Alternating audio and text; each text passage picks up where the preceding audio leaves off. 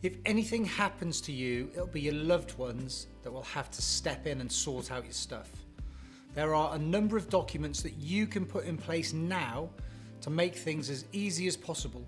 Don't wait. Show them that you care, that you really care by taking action now. When you need these documents, it will be too late to get them in place. In this 444, I'm going to explain the importance of getting these 4 documents in place. 1 for use during your lifetime, 2 for use when you die, and the other one that transcends life and death. And they are an in case of emergency document, a lasting power of attorney, a will, and death benefit nomination forms for your pensions. I did a previous 444 all about death benefit nominations, and you can check it out up here.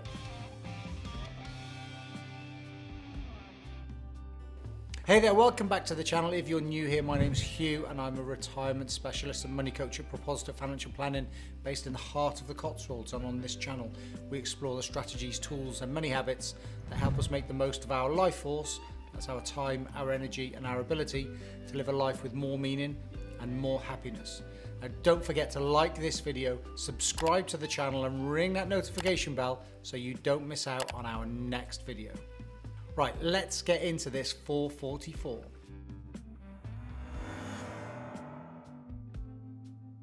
An in case of emergency document is a one-stop shop for all the things someone might need to know about if you're taken ill or you die.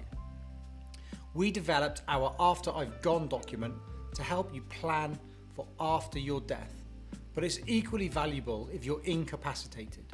It enables all your vital information to be stored in one place so that it's easily available to your loved ones. The aim is to give you the peace of mind that when you pass on or you're incapacitated, your loved ones and executors will have easy access to all the necessary information they need. Bereavement can be a very painful, and many years of experience has led us to conclude that a great deal of worry can simply be removed by better preparation in the advance of the inevitable. Once completed, the After I've Gone booklet provides a comprehensive summary of your day-to-day life, final wishes and financial landscape, an invaluable resource for helping your loved ones or executors to finalise life's formalities. It combines questionnaire and information. You'll be able to fill in details as wide-ranging as where your will and other important documents are kept, to information about which vets you use and who your pet insurance is with. It also covers details of funeral arrangements as well as finances, so executors and family members will know what accounts and policies you have. There's even somewhere to record important life events and funeral preferences that will make planning a fitting celebration of a life well lived much easier. It also gives you the opportunity to have important conversations with people whilst they are still around.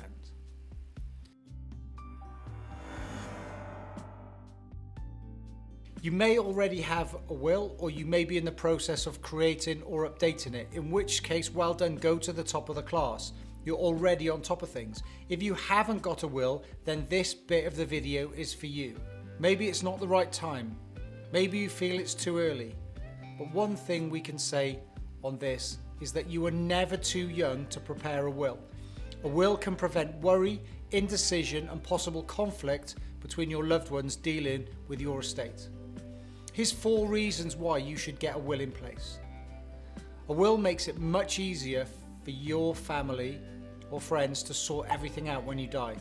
Without a will, the process can be more time consuming and stressful. If you don't write a will, everything you own will be shared out in a standard way defined by the laws of intestacy, dying without a will, which isn't always the way you might want. A will can help reduce the amount of inheritance tax that might be payable on the value of property and money that you leave behind. And writing a will is especially important if you have children or other family who depend on you financially, or if you want to leave something to people outside your immediate family. Reviewing a will is equally as important. Your circumstances may change, so your current will may not accurately reflect your wishes.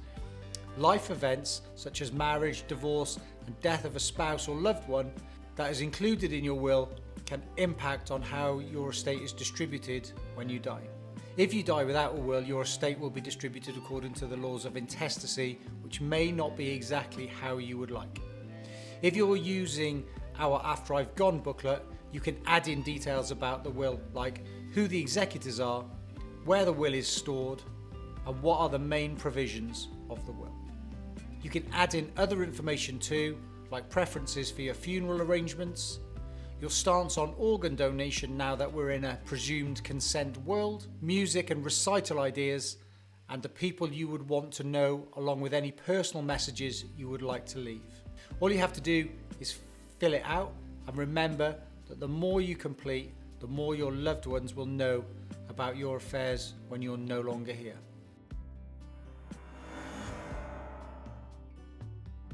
If you're incapacitated, you'll want a lasting power of attorney in place. This will enable one or more people of your choosing, your attorneys, to make decisions on your behalf. There are two types of lasting power of attorney: health and welfare, which enables your attorneys to make decisions about your ongoing medical care, and the other is property and financial affairs, and it enables your attorneys to make decisions about your money and assets. You can do one or the other or both. The biggest decision is who to appoint as your attorneys. This is the ideal time to give some serious thought to who you would like to be your attorneys. If you're permanently incapacitated, who would you want to steer your ship? If you haven't got a lasting power of attorney in place when you become incapacitated, then it's too late to do one. Your family will need to apply to the Court of Protection for them to appoint a deputy to deal with your affairs and make decisions on your behalf. And just like a will, it's too late to do it when you need it. You need to put a lasting power of attorney in place before you need it, i.e. when you still have full mental capacity.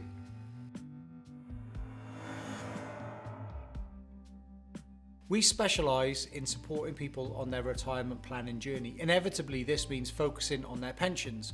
And most of you will already have pensions, perhaps several, and one thing we always check is whether you have completed an expression of wish form to nominate who you would like to benefit from your pensions if you were to die. I did a separate video on expression of wish forms here. An expression of wish form is completed by you, the scheme member, and it nominates the person or persons you would like to benefit from your pensions when you die. It's not binding on the trustees or scheme administrator, but they would take your wishes into consideration. Without one, there will be no guidance as to whom you would like to benefit when you die.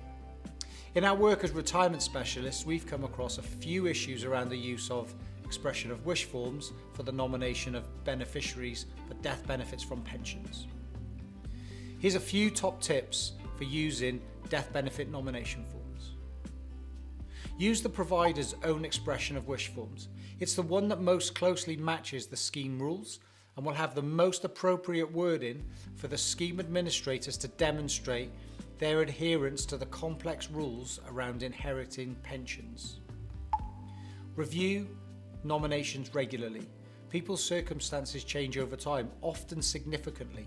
Keeping the expression of wish form updated is a sensible thing to do. An example of this could be where a divorced partner is still the nominated beneficiary of a pension. Keep it simple. It's not uncommon for expression of wish forms to try and cater for many different scenarios. This just makes things complicated. It's much better to have a simple scenario and update it regularly. Make sure the expression of wish form enables a regular pension income to be taken as well as a lump sum. A lump sum from a pension may have estate planning implications that lead to inheritance tax on the beneficiary's estate once they've passed away. And make sure the expression of wish form enables the appointment of alternative nominees. Should the nominee predecease the member or not wish to take up all or part of their pension benefit, then the alternative nominees can benefit. For example, nominating your partner or your children if your partner predeceases you. Now, it's worth remembering that each pension arrangement needs its own expression of wish form, so if you've worked in a few different places, it's essential to have an expression of wish form for each scheme. However, it's not necessary to nominate the same person for each. Don't forget to hit the like button, subscribe to the channel and ring that notification bell so you don't miss out on our next video.